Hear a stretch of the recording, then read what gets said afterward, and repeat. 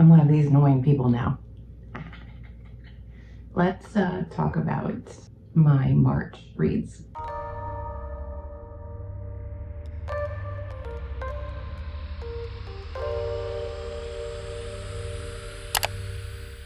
Hello book friends, it's Alyssa. How are you? Welcome back to the channel. Hello if you are new. I am not at my house. I am in a Homewood Suites in Virginia. I'm visiting my friend Naomi. We are doing our annual book thrifting extravaganza. I've turned off the AC in the room so that you can hear me, but it's gonna get hot. I'm gonna get hot. These chicken wings might come out because I might get hot. I'm actually gonna clip this to myself because that's the way these are supposed to be used. And we're gonna launch into it because I don't have a lot of time to get this filmed before Naomi shows up to pick me up and take me to, we're going to Baltimore today. This year we're going on a tour of Baltimore, thrifting tour of Baltimore. So this could be interesting if you've ever seen anything, if you've ever been to Baltimore, if you've ever seen The Wire, you know that Baltimore is an interesting city.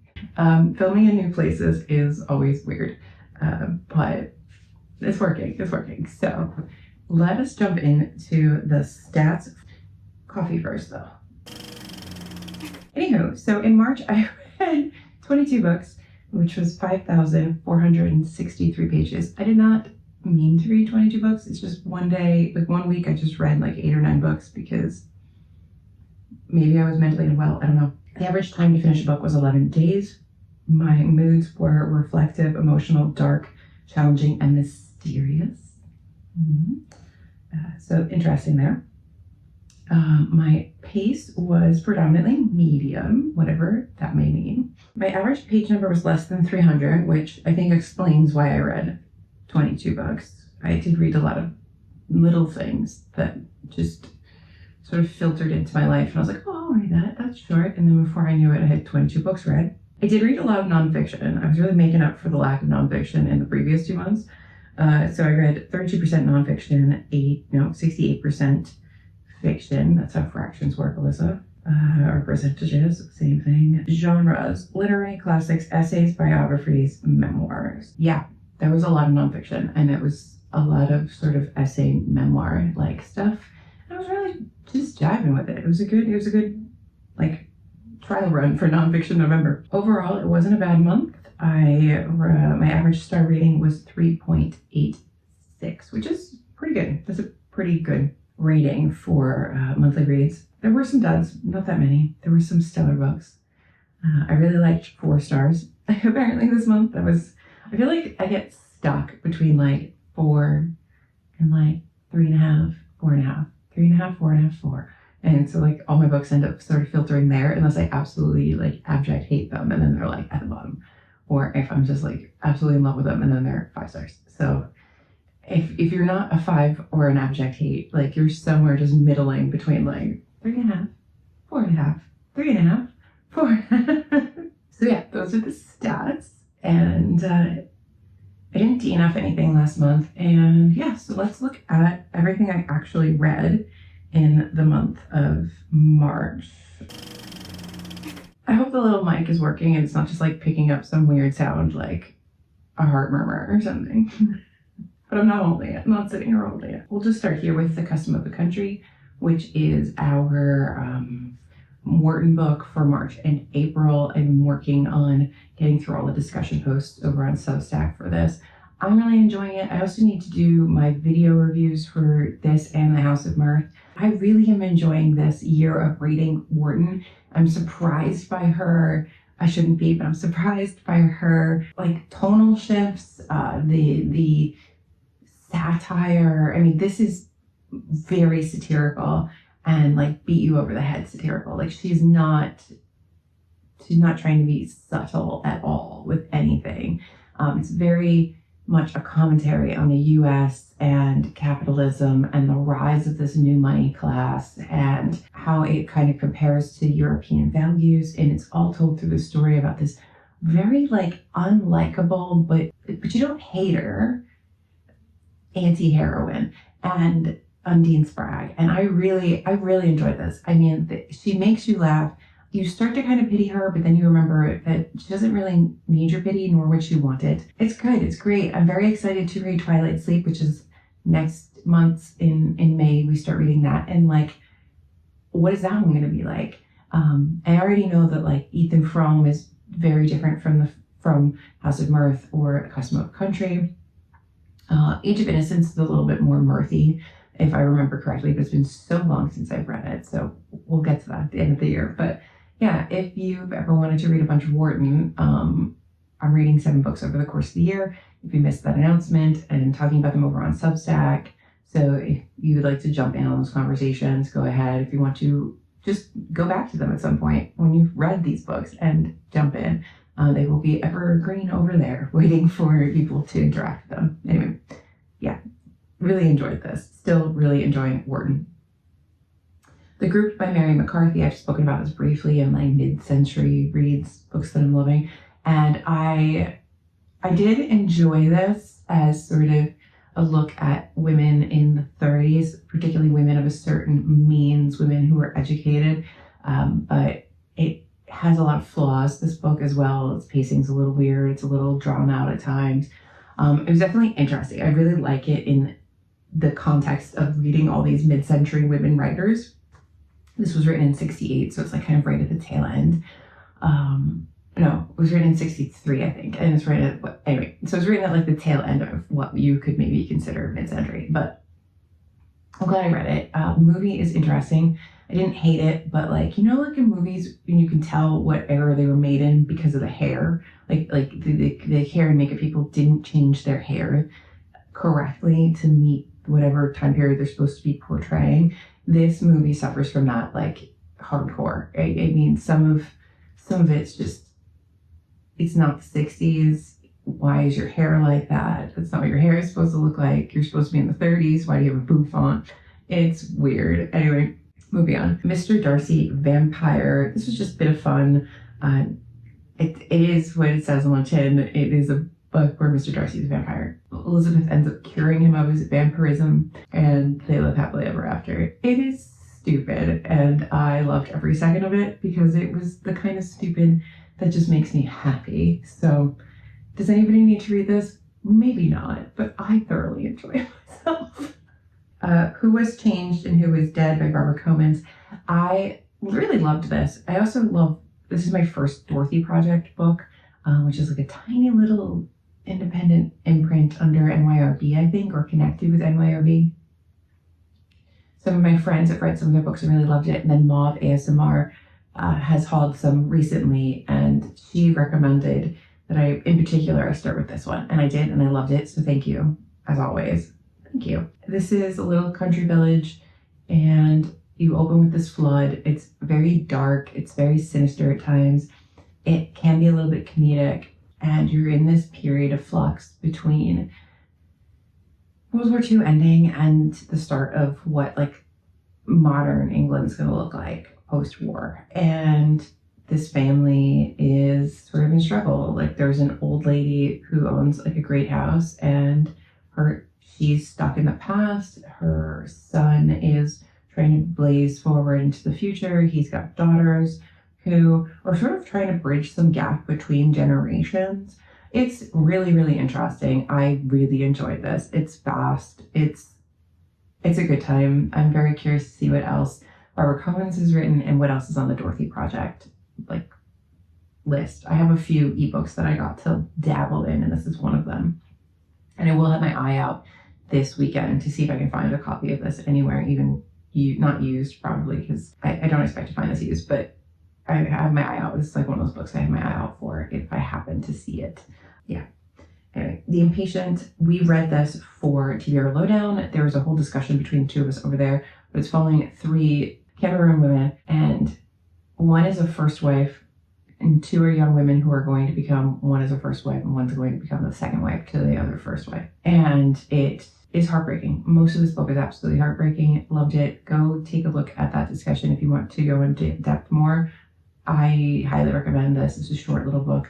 if you're looking for like women's fiction, translated women's fiction, and talking about women's experiences in different cultures, I would do this. I think this was great. By Grand Central Station, I Sat Down and Wept by Elizabeth Smart. Definitely enjoyed this. Definitely loved this. This is like a really long prose poem more than it's a story. And it follows this woman who is in a relationship with a man who's married, a bisexual man who's married. It's in the 40s, I want to say, we start the novel in. You're following her through this relationship, through its ups and downs. And it's very lyrical. It makes a lot of like biblical metaphors and allusions, and it's just really poetic, and I absolutely loved this. It's not going to be for everybody, but it was for me, and it's one of those thrifting finds that I absolutely adore because I've been keeping my eye out for this for a really long time, and it just happened to be like in the book barn for $1, and I was like, yes, you're coming out with me. So I highly recommend this. If you liked like Hell by Anne Michaels, you might like this. If you like those kinds of more chopped up poetic kind of books, not a poetry collection, but those more chopped up poetic kind of books, I think you'll like this. A Tale of Two Cities by Charles Dickens. I did read this for my viewer's choice. If you don't know, because I just started doing this is the second viewer's choice. Every month I kind of pick a number from 1 to whatever my current book spreadsheet is at, and I use a number generator and I pick a book and I read it and I vlog it for you guys because I need to get through these books on my shelves that usually are behind me, and there's just books I feel like I'm skipping over. So this helps me to kind of just focus on something at random, like actually at random, and I really am enjoying it. I have to start the April book. It is almost the end of April. I have to start the April book. I don't anticipate it taking me long to read because it's like a YA fantasy, so I think I should get through it rather quickly. But Tale of Two Cities. It was fine. I didn't hate it. I'm not like the biggest Dickens fan. I'm not the biggest Victoriana fan. My Victorian writers tend to lean towards the lady writers than the male writers, and I felt that the end was better than the beginning. The end is very sad and melodramatic and unbelievable, but that's the ending. But the end is definitely better than the beginning. I'm curious to see if I like more like traditional Dickens that's like deep character development and all of that. This was a little bit more plotty, sensational, almost like a novel from him. Anyway, it was fine. Frankenstein in Baghdad. I really love this. I think it's an interesting novel. I want to read it again now that I have a little bit more context on some other stuff, and kind of there's just so many characters and there's so much happening, and you're switching between all these characters that you're trying to keep them all straight and you're trying to figure out what's happening. And now that I've kind of got a nice handle on it, I kind of would like to read it again and pick up on some more of what the author's doing. This is set up almost like a documentary. There's something happening in Baghdad. There's this who's even what's it or whatever they call her, thingamajig, whatever they call it, that's terrorizing the city and killing people. And it's this Frankenstein body that has been cobbled together after this car bomb by this guy whose name is escaping me right now. Like our main character. And he wants to give these people a proper send-off because they can't have a proper send-off. In amongst these people is, I think, a friend of his too. And one day this monster that he creates, that he's trying to cobble together this body to bury it or, give it last rites. And the body just disappears, and that body goes around Baghdad and is avenging the deaths of the people that make up the that's it.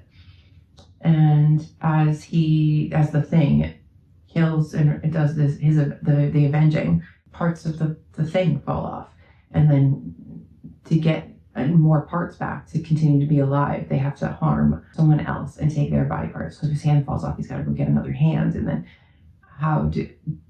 you're looking at like good and evil and vengeance and the morality of all of that, and it's very interesting. And I think now that I kind of have the grasp, like I said, of the basics of the story, I really want to dig a little deeper. I think there's a lot more meat to it than I was able to pull out on a first read.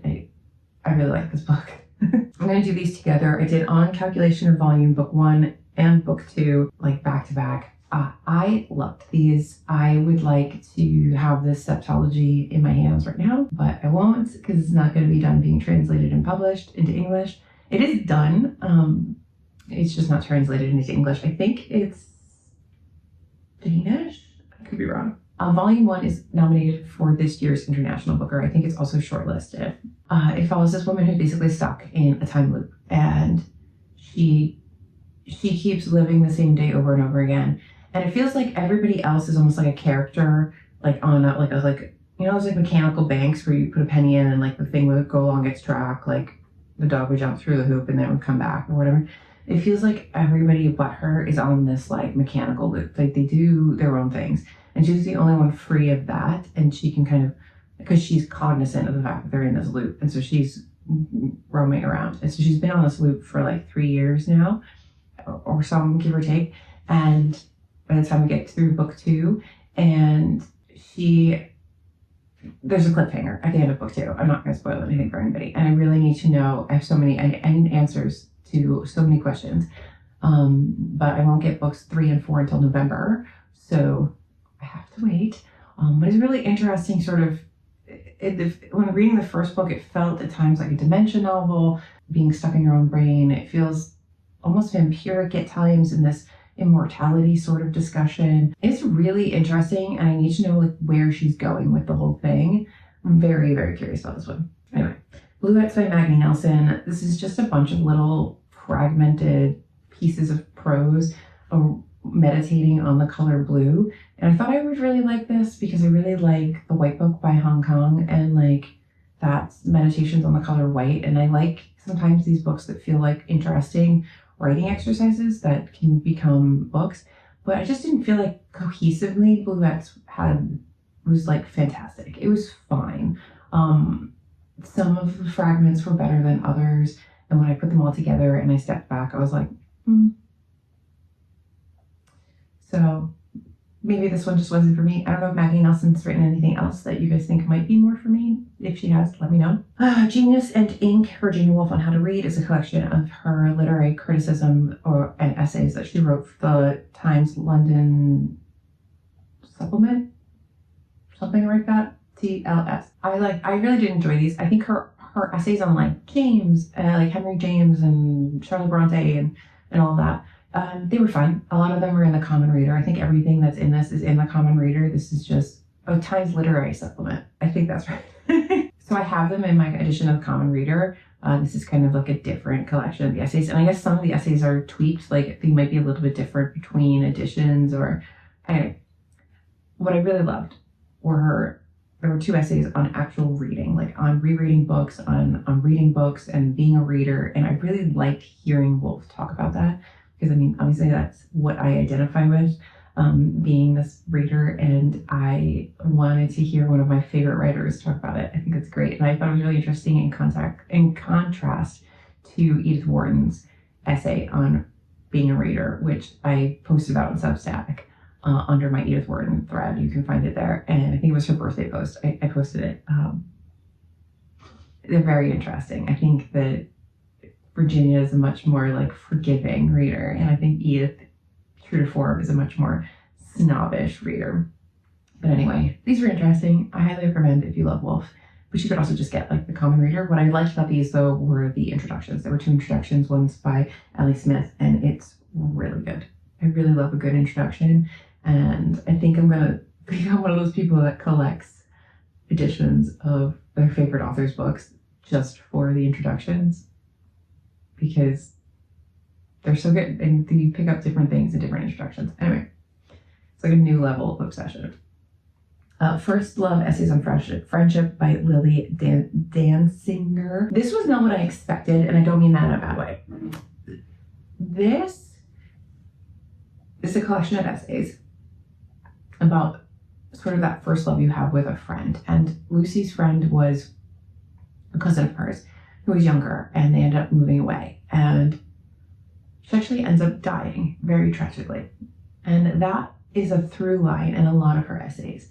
And then from there you see her, from that relationship you see the other relationships she has with friends as she grows up, and she keeps coming back to that first relationship with her cousin. And I think it's just a really interesting memoir, but also a really interesting way of looking at female friendship and the strength of those bonds compared to other ones in your life.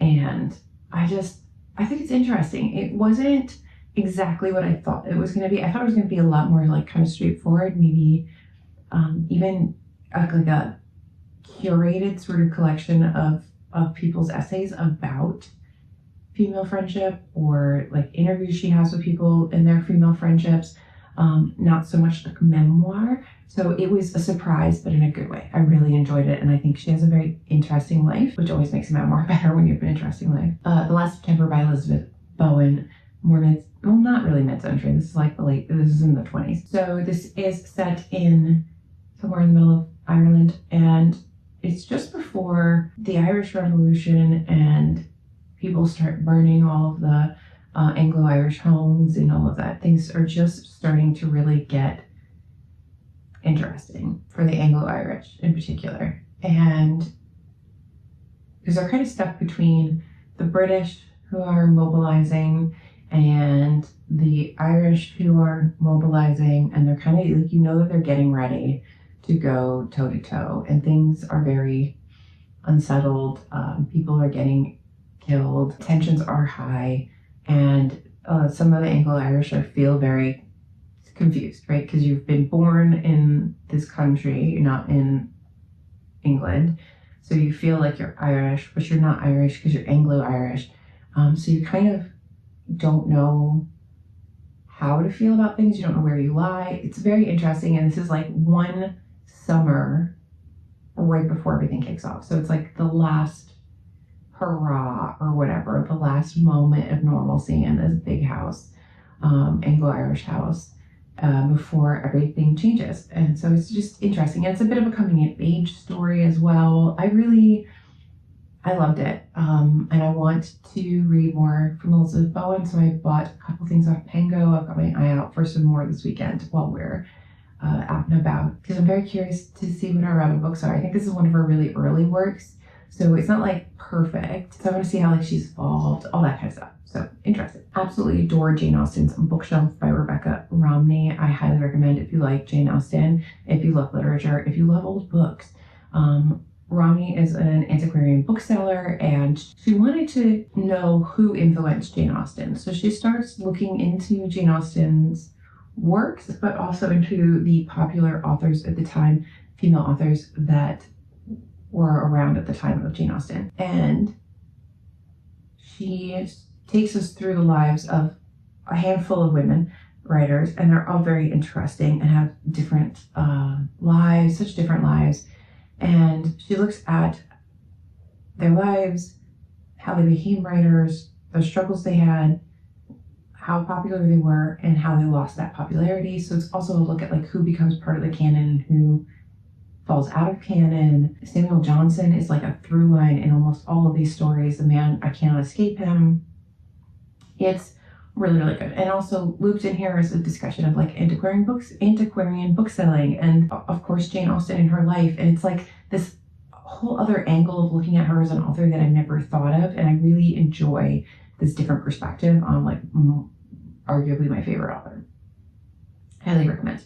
The Service Berry by Robin Wall Kimmerer. I just wish this was longer. I love any of her essays. I think she has such a wonderful way of expressing the urgency of building community and taking care of the earth and changing from this very like individualistic capitalist society, and also just writing about nature. Just beautiful, beautiful nature writing. And I find her relaxing and inspiring, and she makes me want to make change. She also makes me just want to like go sit outside and enjoy like moss and birds and just nature in general. She's wonderful. I love Robin Wall Kimmerer. She could write me anything and I would read it. She could just put a bunch of words on a napkin and I would read them. Worry by Alexandra Tanner. I mean, this was fine. I'm just very much over quarter-life crisis books, unless they're like somehow like specific to me, like they're set sort of in the early 2000s or whatever, and they can become nostalgia, I'm not interested in them. So this isn't really a commentary on the book so much as I think that I'm just out of that phase in my life. This is following two sisters. They both have different kinds of anxiety and mental health issues. They're living in New York City. They have very insane parents down in Florida, and they're just trying to survive in their 20s in this day and age. And I mean, I get it, it's hard. But like I'm kind of over these books. Mostly I think because at the end of the day, a lot of these books just don't have a point. Like they're just kind of exploring this theme and then they just kind of end, and it's not enough for me. I need like something, like there's just something missing.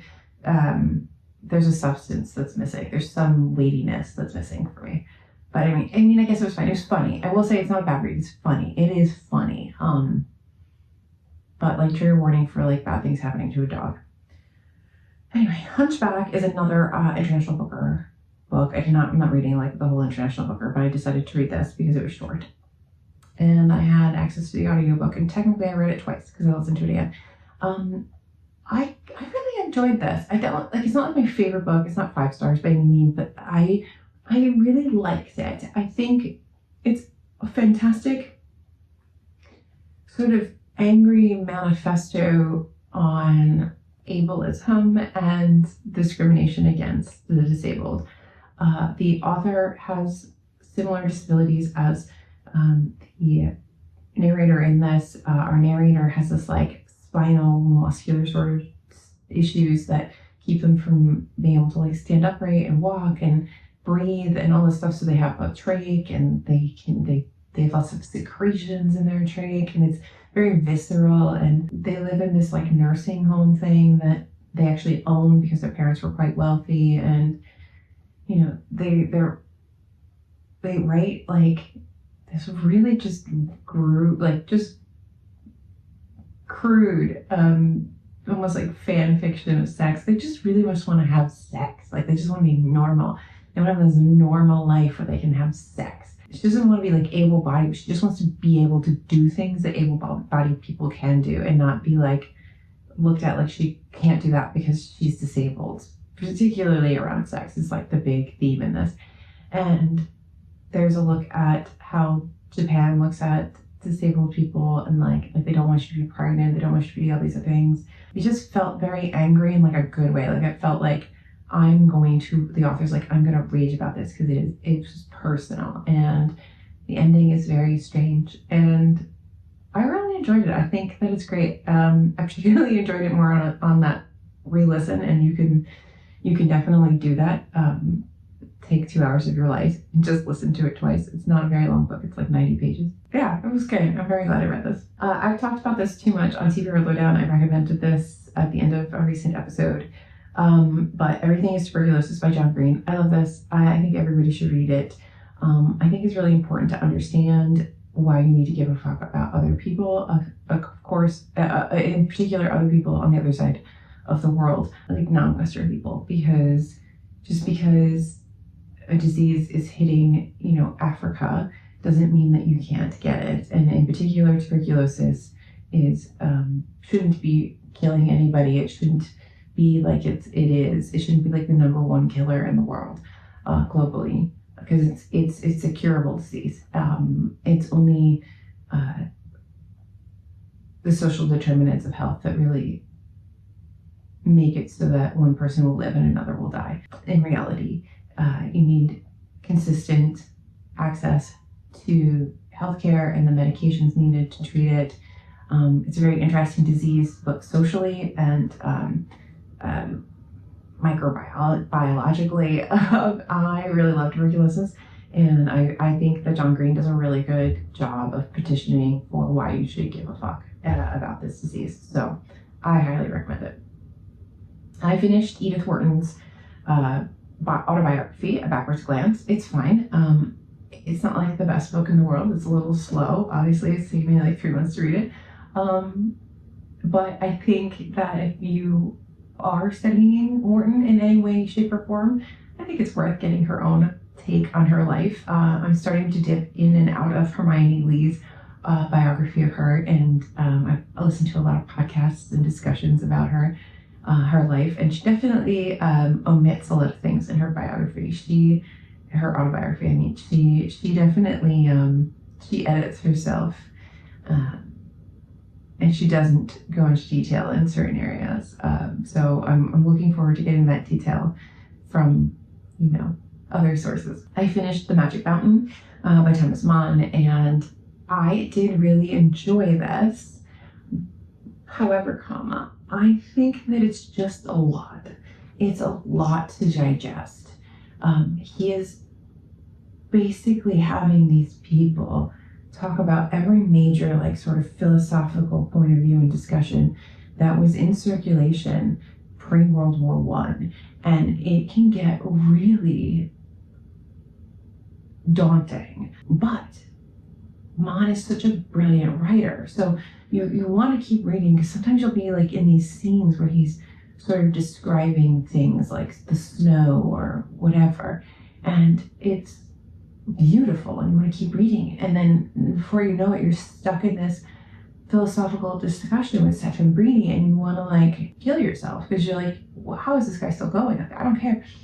So I really enjoy it. I enjoy what it's doing. I enjoy the thinking it makes you do.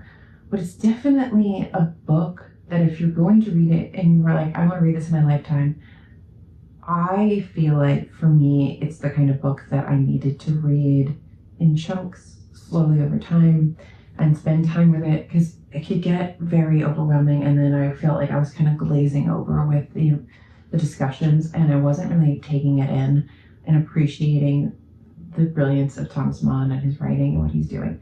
So for me, I think it's a book you take in chunks and you read over time. I know some other people feel like it's the kind of thing that's if you happen to be stuck somewhere and you can just devote all of your time to it, really dive in. It's a good book. For me, it was a little, I couldn't just binge this. This would be too much for me. And I have some friends that binged it. It feels like you went one of two ways, actually. You either binged it or you had to take it in these little vignettes almost. Anyway, I'm very glad I read it. It's worth the time, I will say.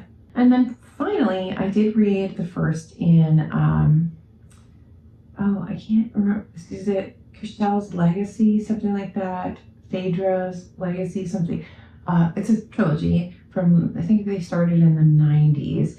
And this is Cashelles Dart by Jacqueline Carey. And I've always seen these around, and Tor actually sent me the full trilogy in advance of, they retold this book from one of the male characters' perspectives.